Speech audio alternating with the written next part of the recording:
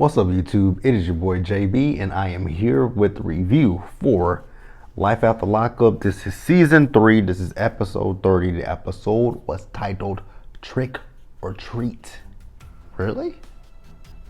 Interesting name for the title. I guess. Yeah, that's really. All right. Let's get into the episode review, shall we? All right, you guys, we're gonna start up with Christiana and John. Again, like I said last week, John repulses me. Just gotta be honest with you, the man repulses me. So we see John, he's cleaning up his car because, you know, Christiana, she's about to get out the next day, so he wants to pick her up in the car. And I was thinking to myself, the first time you picked up in that beat up truck, but now you're picking up in this. Okay, if you say so. So we see Tara. So Tara has packed her stuff up, and Tara is heading back to Dubuque to stay with her ex. I'm like, really? You're going back to Dubuque to stay with your ex? The reason that you was staying with John in the first place was to get away from that ex, but you're going back to him. She's trying to play a guilt trip, I feel. It ain't working. It wouldn't work on me. You know, I was looking at Tara's face the whole time, and it was just her skin. I'm like, God, people, don't do drugs because that's what it'll do to your skin. I mean, her skin was just looking terrible. So she's talking about how much she loves her sister, and that once her sister gets out, she's gonna come visit her. So John tells her, like, when your sister gets out, you're not coming to visit her, and if you do, I'm gonna turn your ass around. I'm like, you know, to me, looking at this, it feels like something happened between those two. Like, I feel like they had sex. I really felt they had sex with each other. Let me know in the comment section what you guys think. But I really believe that they had sex with each other. But let's move on, you guys. All right, you guys, let's move over to Brittany and Marcelina. So Jackie, the terror toad. God, that woman is terrible. I didn't put the crack pipe to your mouth, and I didn't, chug the beer down your throat. But you contributed to it, ma'am. Come on. So we see, we all saw as Cindy walked out of the house. So Brittany was, asking Terror Toad Jackie if she was okay, and then she went to check on her mom. Oh God, Brittany, I keep saying this to you every week. And I'm going to keep repeating it to you. I get where you're coming from. You have good intentions. And again, I get where you're coming from. You don't want to bury your mom because of, drugs. I get that. But at the same time, like I keep saying week after week, and it's like the age-old saying, you can lead a horse to water, but you can't make it drink. And that's the situation with Cindy. Like, you can put all the tools and resources in front of Cindy to tell her, Cindy, you got to get clean. But at the end of the day, it's going to ultimately be up to Cindy if she actually, in fact, wants to get clean. So it just feels like Brittany is at this point beating a dead horse with a stick, so to speak. Again, like I said, I get it. She wants to, she doesn't want to lose her mom to the drugs, but again, it's got to be your mother's choice. You can't make this choice for her. She has to want it. Now, if she asks you for some help and assistance along the way, that's fine. Help her, but don't make this your problem. You have 3 small children to take care of, so worry about your kids. So then the next day we see that Cindy is in a much better space. I'm like, wow, that is interesting. I don't want to say it. But I'm going to say it. Because she seemed like she was in a better mood, and I'm just wondering, is she on something? Because, I mean, she's really chipper. And I'm like, yeah, she seems like she's on something. Again, I'm not putting that out there that she is, but it just seems that way. So Brittany lets her know that, her dad is coming over with his new wife. So I didn't realize that they were in his cabinet he had built. So the dad comes over and, he sees Cindy. I'm like, ooh, Cindy still got feelings for the daddy, huh? Because the way she hugged him and everything and told him he looked good, I'm like, yeah, Cindy still got a thing for him. So then Brittany and her dad go outside and they talk. And, he asked her, so you brought your mom here? She's like, yeah, I wanted to, kind of like what I did, how I got closure. And see, I think that's the issue with Brittany. Brittany is taking things that she did and trying to put it on her mom.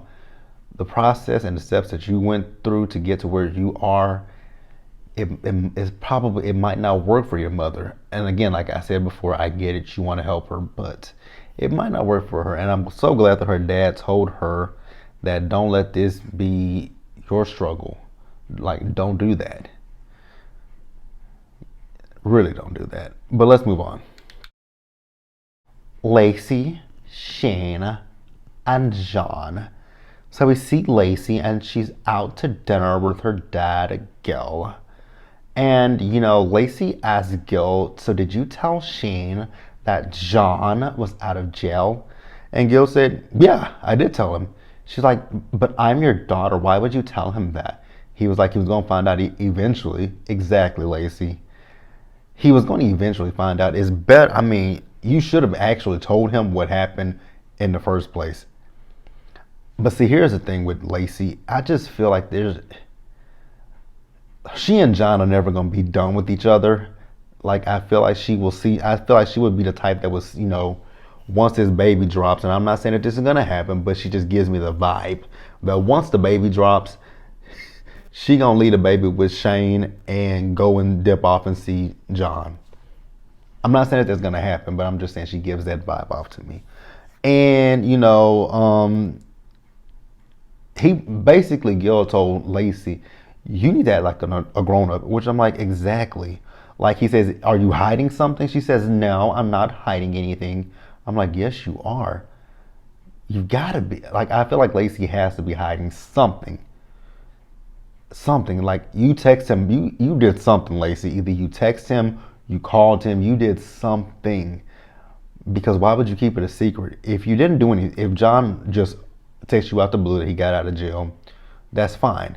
Tell Shayne, like, Shayne, so today while I was sitting here, my phone went off and I got a text message from John.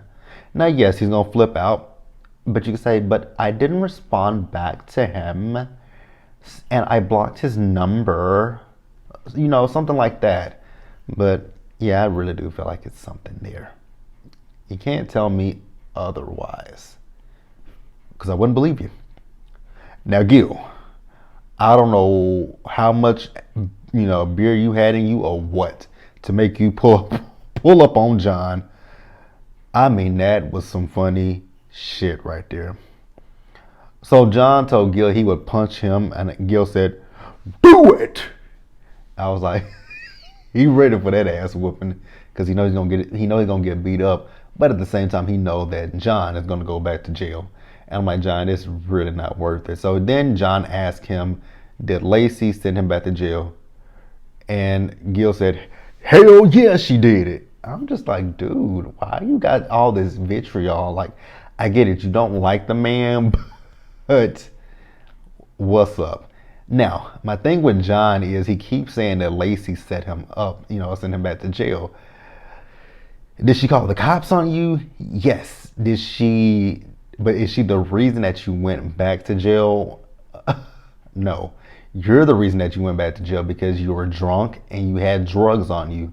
So take some accountability for your own actions.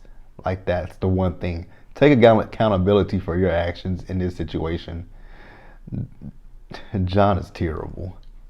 But let's move on, you guys.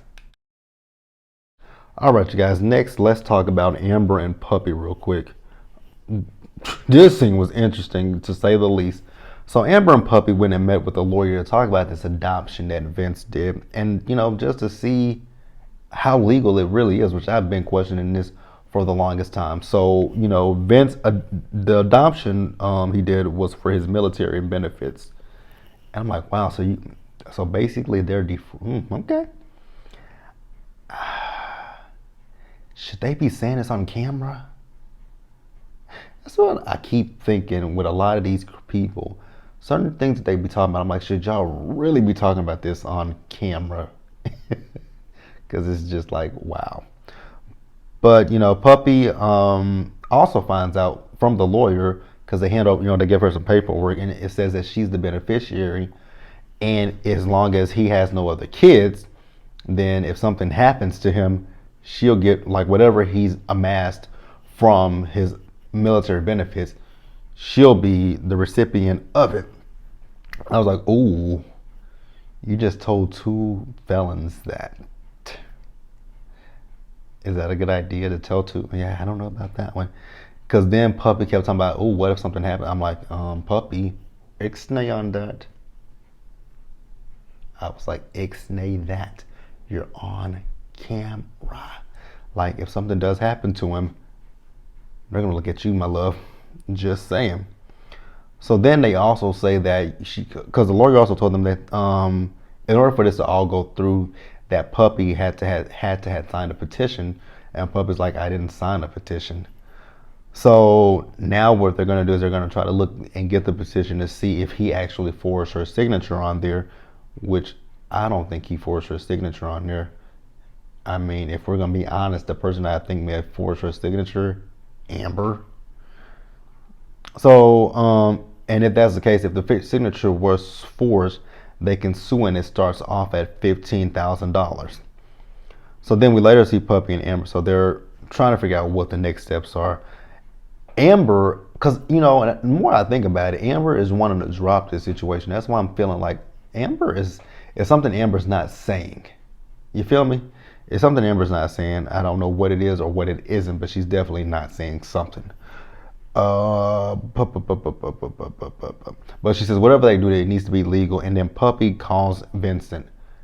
He was really short and rude with her, like much like the last time. Honestly, if I was Puppy, I would have just hung up in his face and told him, you know what, I'm gonna do things the way that I gotta do them, and if you don't like it, oh well. But let's move on, you guys. Oh God, I say the two dumbest couples for last. Did I really do that? All right, Destiny and Shawn. Destiny is literally a vile, disgusting human being. There's nothing redeem. There's not one redeeming quality about her. And then the fact that Shawn's extra special slow ass. This woman called you a trick to your face, and here you are still begging and pleading with her. She just told you were a trick. Why are you still trying to talk to her? Make it make sense, Shawn, because it does not make a lick of sense to me. She called you a trick. Trick. Ah, Mimi Faust went live. Okay. She called you a trick. Whatever. So, here's the other thing that gets me with Destiny. Destiny keeps calling Shawn a liar. And I'm like, but you're a liar as well. You haven't told him about the fact that you have slept with women. You still didn't tell him about the fact that you picked up that girl from the furniture store and was going to take her out on his dime. What else have you lied about? I know people talk about her kids. Like, Destiny, you're a liar just like Shawn is. So own it. Own it. And then she took off the engagement ring, talking about, it's over. And she said, she got another man. Okay, Destiny, don't nobody give a rat's, what? Where am I at? Shawn, you are a dummy. I never saw somebody as dumb as Shawn. I've just never saw anybody nearly as stupid as this man is. He's still talking about his car and his credit card. You're at a courthouse. The woman she was just there for a case. You can tell the bailiff, hey, tell a bailiff, tell anybody, that woman is still in my car. Anything. Call the police. She stole my car. She stole my credit card. He hasn't canceled his credit card. And then, like I said, she's in his car and he's still let the woman drive off in his car. What a dummy. And then we later see him in the episode. So he goes to the house that she's staying at with her sister, and he calls a tow truck to come and get his car. I'm like, why are you hiding in the first place? It's your car. You said yourself you paid the car note and the car insurance, so why are you hiding? Shawn is a dummy. Get your car back, dumbass. Complete idiot. Moving on. Dear God, how did I save Shawn and Destiny and then Michael and Sarah for dead ass last? All right, so with Michael and Sarah, it picked up where it left off. You guys remember Malcolm left her on that date. So I really don't even need my notes for this one because I can go off the dome with this one. So Sarah is feeling some type of way about the fact that Malcolm left her on that date. And I'm just sitting here like confused the goose, because this is one goose that you actually did confuse, because normally I say you can't confuse this goose, but you confuse this goose for real. What did Sarah expect for Malcolm to say? Your husband, the father of your 2 children, is staying with you, but you're dating this guy. What is he supposed to think? Really? What was he supposed to think? He's supposed to be okay with this roller coaster that you and Michael go back and forth with each other on? Is that what you were thinking? Because I was dumbfounded. I was stuck on stupid because I just didn't understand it at all. Like, so everyone is supposed to be okay. So whatever guy you get with, granted, I do get it. Michael is the kid's father, but I'm still stuck. I'm really stuck. I don't get it. You want someone, because basically what you want is for someone to play a back seat, a second fiddle to Michael. Malcolm, I'm glad you got out of this situation. So then she goes home to Michael. Oh my God. Sarah is going to end up having baby number 3 with Michael. That's all I can say. She's going to end up having baby number 3, and she's going to be complaining about having 3 kids with Michael instead of 2. God, Sarah's so dumb. This man has nothing. He doesn't have a job. He gets cash apps from women, and I think, if I'm not mistaken, he's still with old ass Maria. Oh, help me. Help Sarah. Help Sarah. The one thing in this episode that took me out was when Michael could not pronounce priority, because I had to rewind that twice, and then I had to turn my closed captioning on to see what the closed captioning said. I don't know what he said for priority, but he could not pronounce it. All right, you guys. Yeah, that's it for this episode. Get down in the comment section and let me know what you guys thought about the episode. Like this video, subscribe to the channel, and I will see you guys in the next one. Also, go down in my description bar, go over to my planner channel, subscribe to that channel as well. I do have a new video up there. It was of me walking and talking. And as always, you guys, do me a solid favor. Stay safe out there. Take care of yourselves. Remember, wash those hands, wear your mask, and socially distance, and we will all get through this together. And until the next one, you guys, I'll see you later. Bye. Which is Bell Collective.